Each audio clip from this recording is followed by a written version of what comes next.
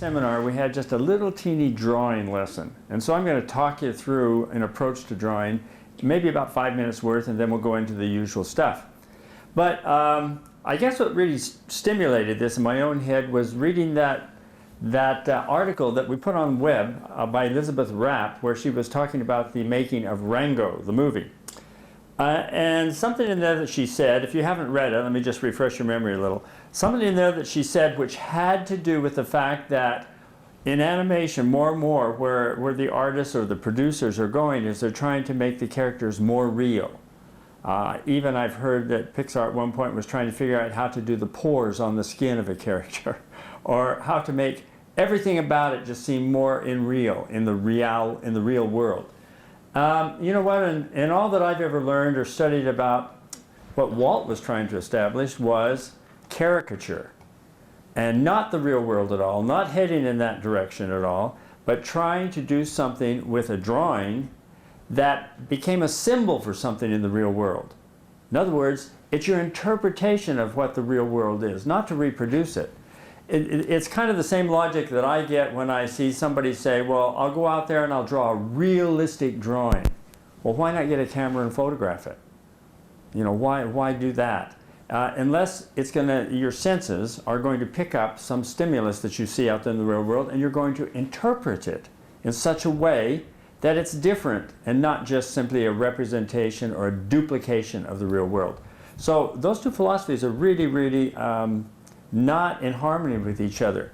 Walt was trying to give you metaphors. Now, what's the value of the metaphor?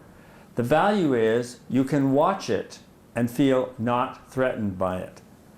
You can learn things about yourself. It's a more highly polished mirror. When I watch Bambi, it's a little kid. It's not really a deer, but I don't ever feel like, you know, it's a real person up there. Now, if you put a real little boy up there, that would be a little different and you'd be more upsetting.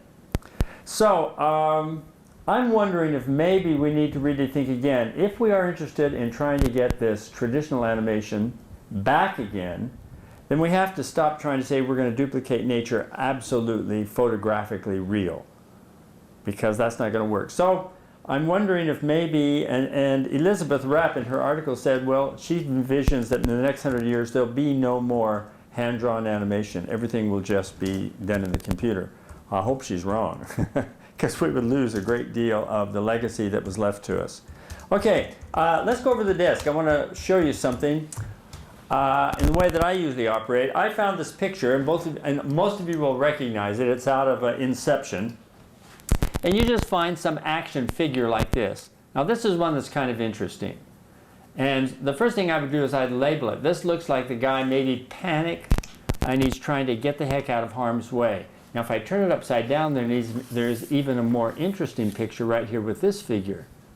Look at that. So I say, if I could draw this photographically and duplicate it perfectly, I don't think I'd have much, because it's already there and a camera can do that job. But what if I said, I'm going to take this picture and I'm going to see if I can, I'll take a character that I know very well, which would be Dirk the Daring from Dragon's Lair, and draw over, not draw over it, but I'm going to draw kind of the same thing that I see going on here. Look at this though. See these parallels, the two hands? This is not very good, so I'm going to figure out how to change it, but there's a lot of busy right up in here, and right down in here there's a lot of rest. This is simply straight. See that, straight up and down? So I'm wondering if I draw this, if I couldn't maybe put the chest out just like that, just a little bit. So that would probably work pretty good. Maybe waist. The foot is back here. Here's the arse. Foot is back here like that. Here's the foot like that. I'm going to push this other leg, push it just a little bit. Notice that it's not as close as it's closer than I'm going to draw it. So I'm going to caricature it and push it so that I get something like that. Now, going for the top half of the character, I'm going to take the head, which is pretty straight right here. I'm going to tilt it down because I think I'll get more out of that. So I'll tilt this head down just a little bit like that. Now the arms. What if I were to take this arm right here, this one, and I raise that a little bit so it isn't covering his eyes? So what I would do is I'd go up here like this and raise the arm. So I have a little more of the eye. The hand, his hand is very relaxed, which to me says it's not much tension. So what I'm going to do is I'm going to increase the tension by straightening the fingers like this. I'm going to increase that just a little bit. Here would then be the eyes. This would be the nose right here. The helmet.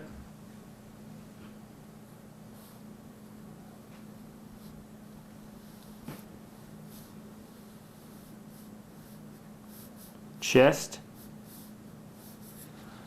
So basically I'm looking at this right here and I'm saying, well, now I'm not going to put a gun in his hand, so I'm going to use this. Look at the arm coming from right behind the face, so it's sort of right there.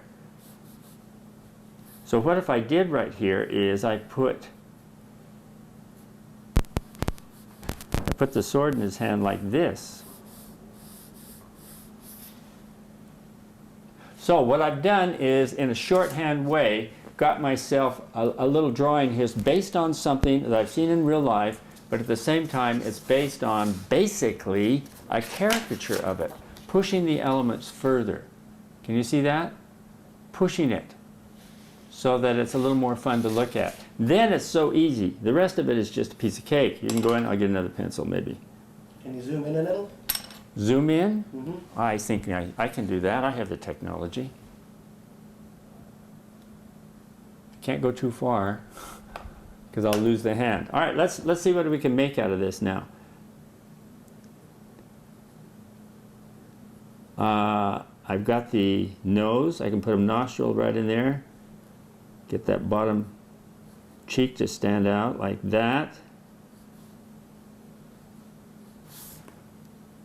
But I kind of already know that I've got some action working, so now it's just trying to get all these little elements to work.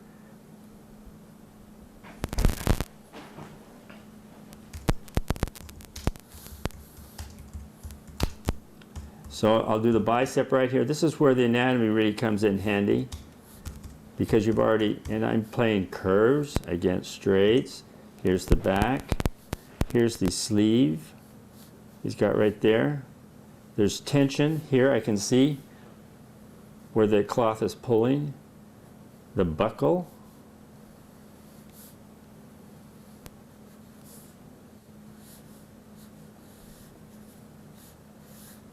Okay, so I'm going really basically now. I'm just hunting for good silhouette.